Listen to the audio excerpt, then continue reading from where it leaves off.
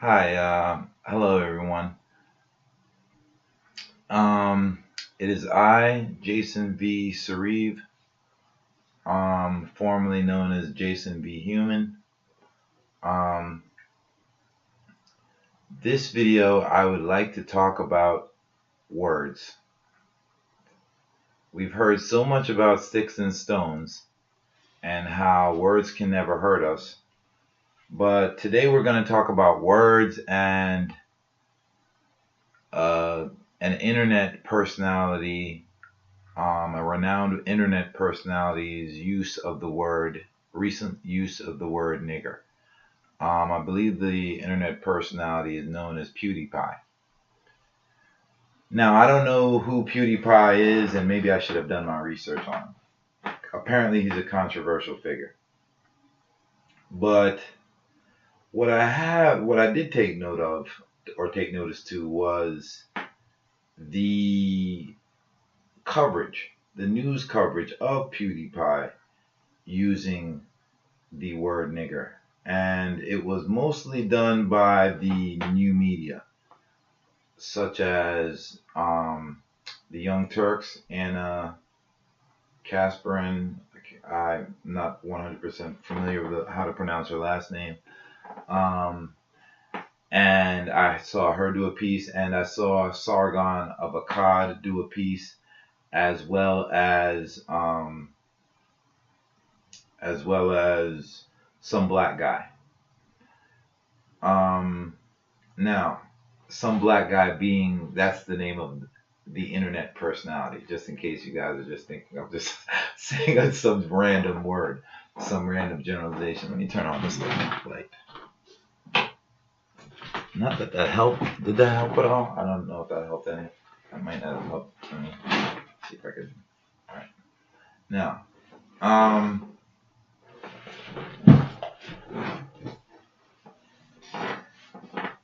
Now, a lot of times, I've heard many people, in fact, many of us are raised hearing that words are just words, that, and we're talking specifically to how they're used to hurt others, and that we're taught to ignore others because some people are mean-spirited and will use mean-spirited words, will use language in bad faith. Now, this is a topic that I won't spend too much time on in this video because I've got other videos that partially deal with this topic, and it's also it's a small part of a bigger project that I'm working on, which would be the explanation of everything. That's one thing that I am proud of about the content that we put forth on this channel, is that if you compare it to any other material that's dispensed on the internet, this channel puts forth the most content that is closest to objective truth that exists in life experience. No other television station or internet broadcast can say that, can make that assertion. Not even the scientific ones. This channel puts forth the most significant content to our life experience. Now, with that said, let's go into language and our issues with language. Now, I heard when it comes to language, on their own, yes. Words, first, what is language? Language is our method of communicating. It is our means, not only just speaking is our method of communicating. Language is our means of communicating. And language is comprised of words. Now, words are used to describe all that is happening in life. It is how we communicate say the wind is blowing, an insect is biting you, it's cold outside. Language is how we describe it. Language and words is how we describe these things to each other. Now, language has to do with morals, believe it or not. Many people wouldn't equate those two things together, but language and morals have to do with are very directly tied to each other. And let me tell you how. If you were one human being that was born on the planet and there were all the other creatures, but you are the one sole human being on the planet, there's never been any other human beings, you would have no need for language. Not for a human language. You see what I'm saying? It is the fact that you are an individual member of a social species, why there is the existence of language at all, why there's even a need for language.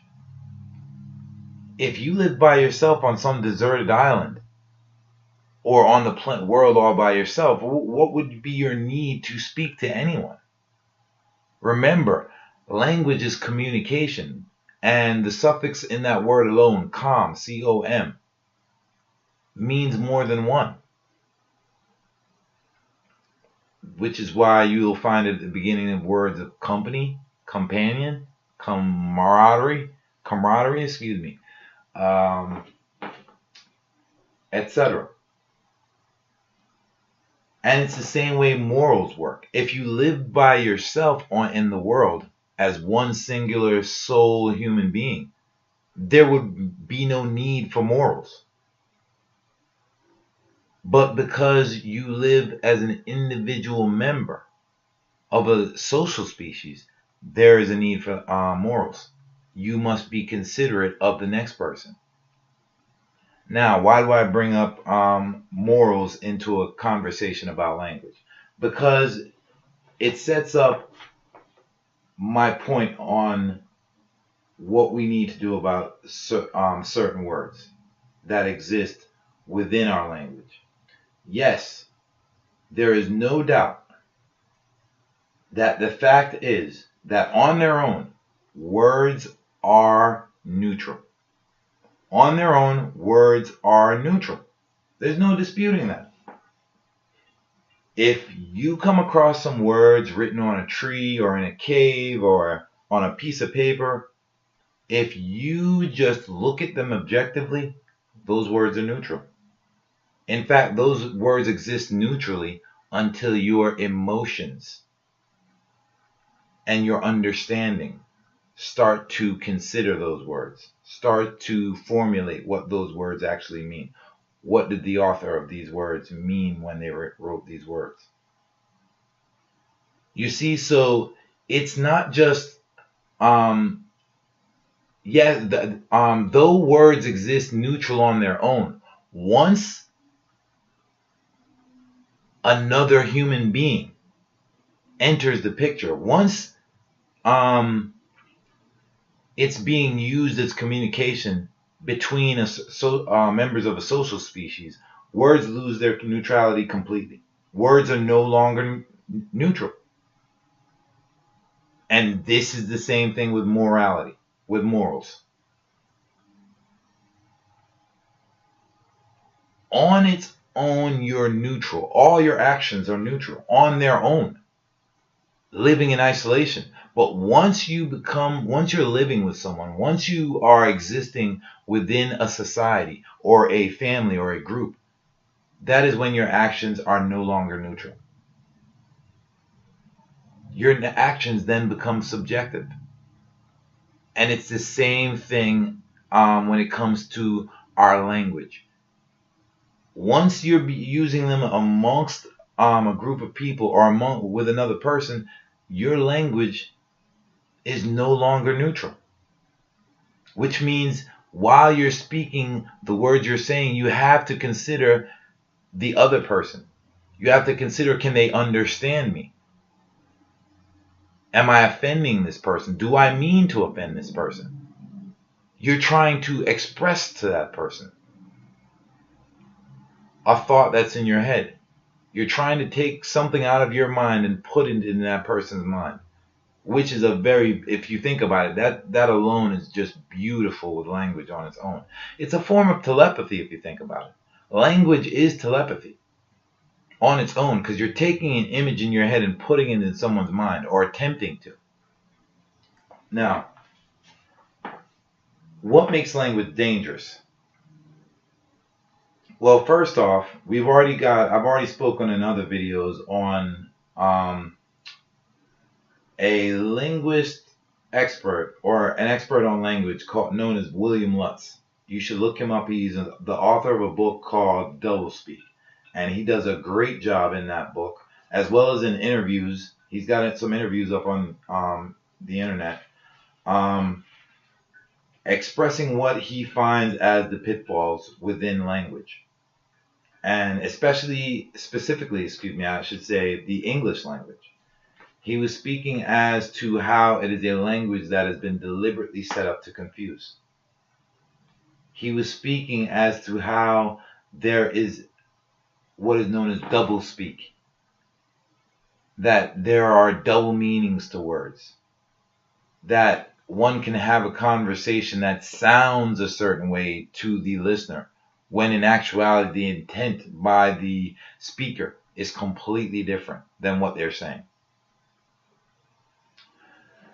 That's one of the first pitfalls of language. And if you want to look to other pitfalls of language, we could speak about Leibniz, who came up with, who else found fault in language? Leibniz came up with calculus to try to circumvent the confusion that language causes, that our indirect language causes, our doublespeak language. Wittgenstein, a philosopher who wrote two brilliant books on language, also found faults with language. And those faults still exist to this day. As we can see with our communication, not only between our people on the most adult level in government, but all the way down to when you're at home and you're trying to communicate with your significant other or a friend. Another problem with language is, depending on, is it the written word, or is it the spoken word? Because the written word, in writing, meaning can be lost in the translation. I think they're jackhammering outside. Bear with me on that annoying sound.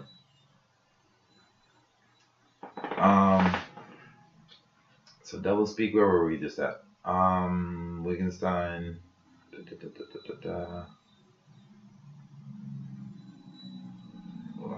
Anyway, so doublespeak. So we got aside doublespeak, and what I wanted to also get into is the significance of words. Now, some people love to tell you that words can't hurt you. Sticks and stones break your bones, but words can't hurt you. That can't be true. And let me tell you why that can't be true. Because people wouldn't use hurtful words if they did not hurt. You see what I'm saying? When people say words can't hurt you, that cannot be true, and they know it can't be true, or people would not use hurtful words. Those same people who are telling you that have turned around and used hurtful words to someone else before. And do you know why they use those hurtful words? It is because they had the intention of those words producing an adverse effect to the listener. Is it not? Another reason why we know that language and words, the written and spoken word, I'll get back to that after this. But another reason why we know that language and words holds a serious significance. Let me write that down before I forget it. The written and spoken word. Spoken word. I'm just improvising here. Like I said, this is a smaller, I'm just doing a small video because this is really a larger part of a bigger project, which would be the explanation of all of life experience. The correct explanation of all of life experience, by the way. But, so did I just forget this one? Sticks and stones. Oh, the significance. Right. Now, another way we know how the significance of language is to imagine a life without language, is to imagine a life without words.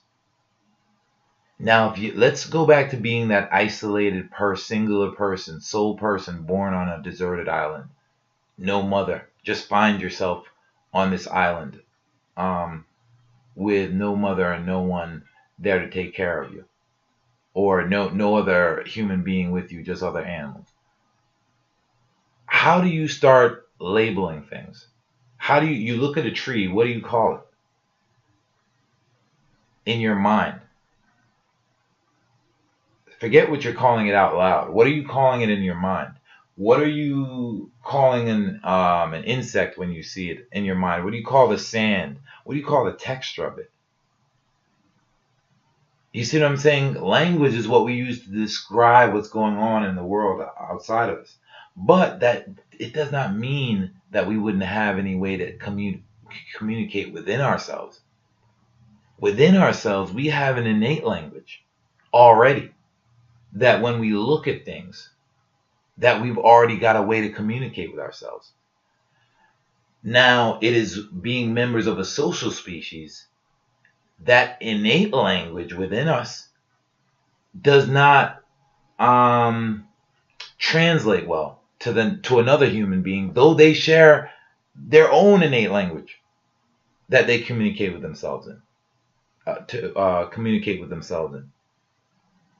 But we all forget that language once we are taught from a young age that group language that we're taught within society, within the group, within the family, within your town. Because everyone has their own little distinct language within towns, groups, and sects.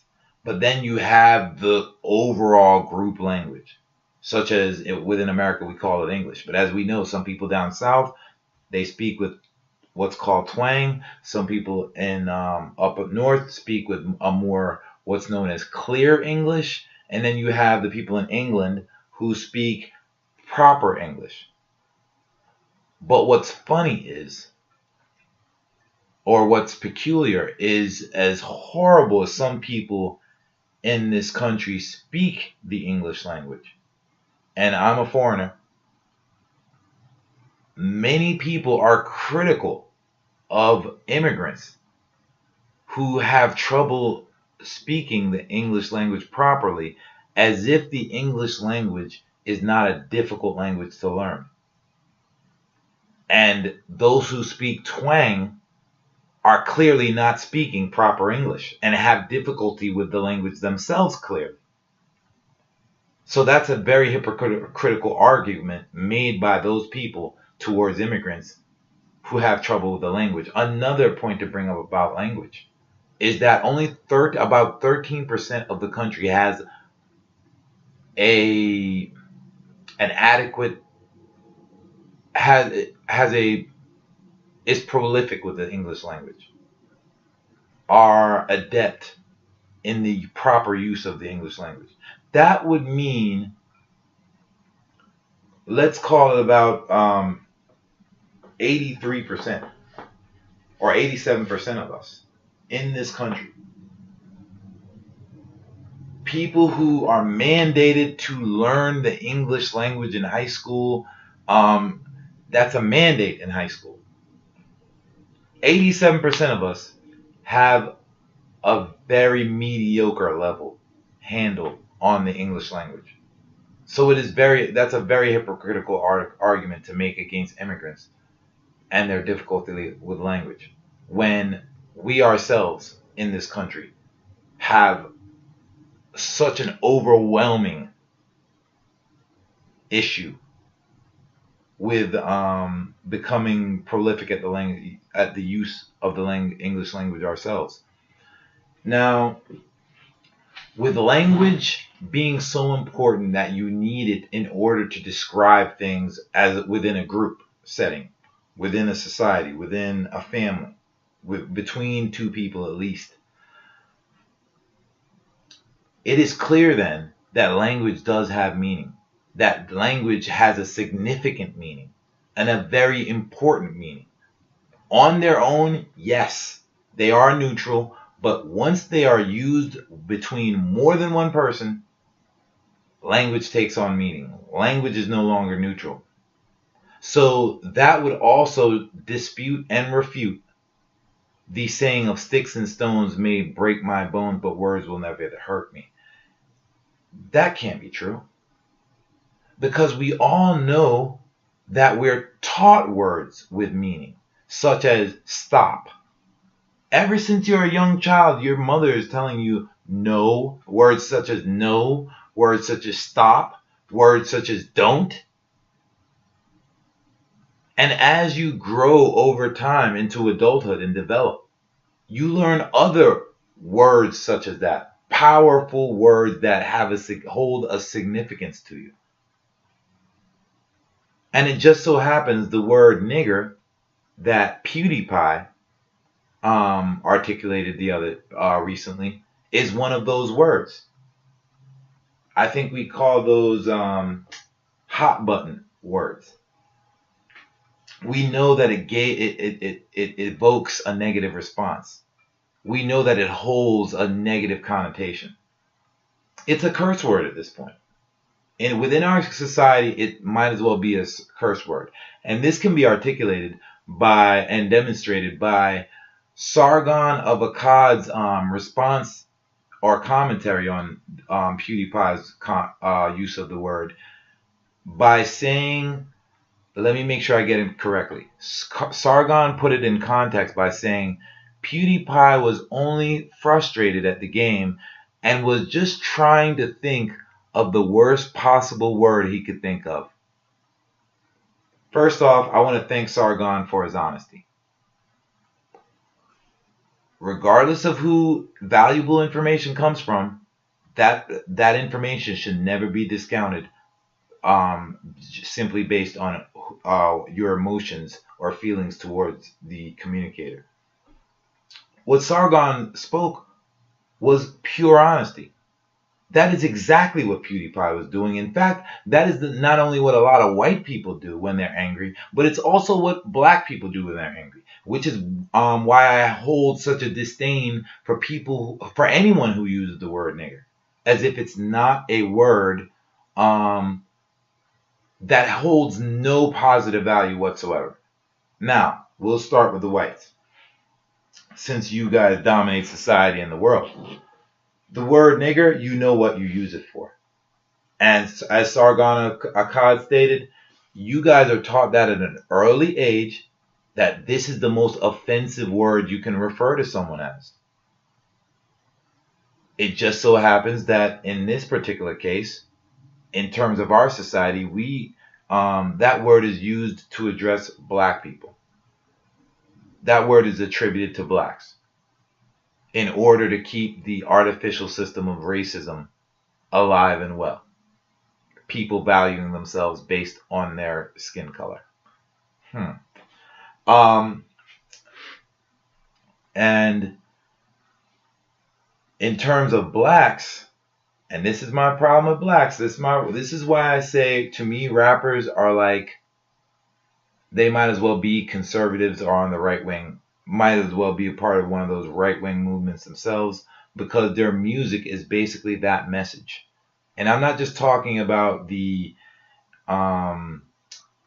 capitalism, shock till you drop message, be materialistic message. I'm talking about the anti-minority,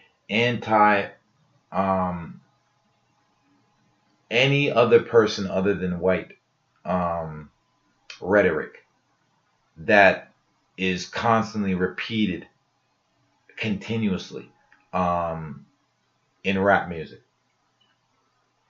That's what's disseminated to the population. And it also supports that word nigger. They love to say, because the word is used with an A instead of it's not enunciated all the way with the ER, then that also gives it a term of endearment. That can't be true. I've also done a video on this already, but I'll repeat the point because it applies here. If the word nigga in that pronunciation, even in that pronunciation, was used as a term of endearment, even amongst blacks, then when blacks got angry, we wouldn't refuse it to target someone. That same person, that same word that we use as a term of endearment, we wouldn't use it when we are enraged as with the intention of hurting someone's emotionally. Because that is exactly what we use that word for. Is when we're angry, we use it to hurt someone as with the intent of hurting someone emotionally. So that's a hypocritical argument as well. In fact, it's nonsensical. The word nigger is a fallacy in its very meaning, just as it stands. This isn't old. Are we still using old English words? Because this word nigger is as old as those words. If we're not still saying thou, thee, come hither, then nigger needs to fall to the wayside with those words. You see, just like everything else in life, language is also developing, and we should leave words that have no valuable use to us behind. Another reason why we should be concerned. Remember, I'm working on the explanation of all of life experience. So we should also look at language as something to be done with care. It's not something to be done frivolously. Because remember, it's a part of morals as well. Communication is a part of morals.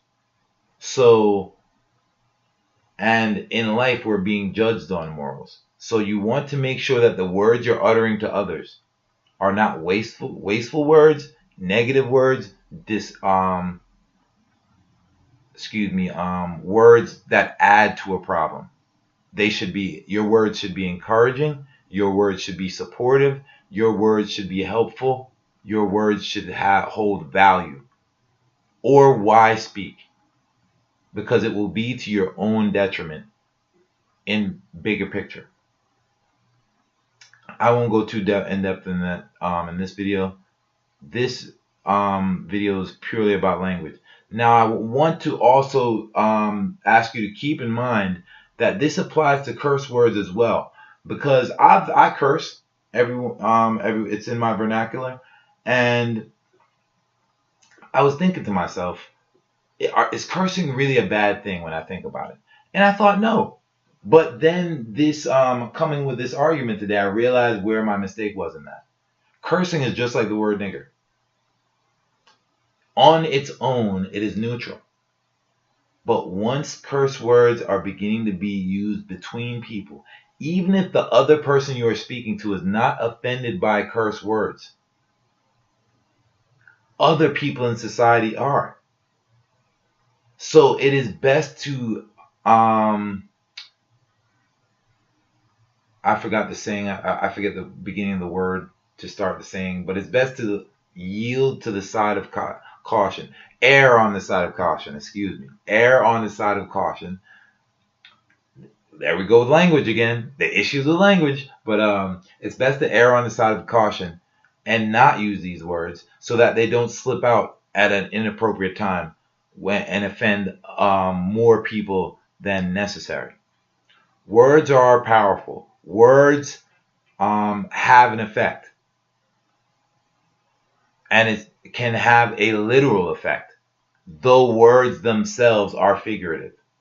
We should be cognizant of this, and we should shout down anyone who spreads the fallacy that words do not have any meaning or significance or do not have a powerful effect on us. We are a social species. We are a gullible species. We are responsible for each other, and we should act accordingly, even within our language. I will be coming with a bigger. Actually, you know what? I have a video already on this called "The Why Free Speech is Dangerous." I do already have it.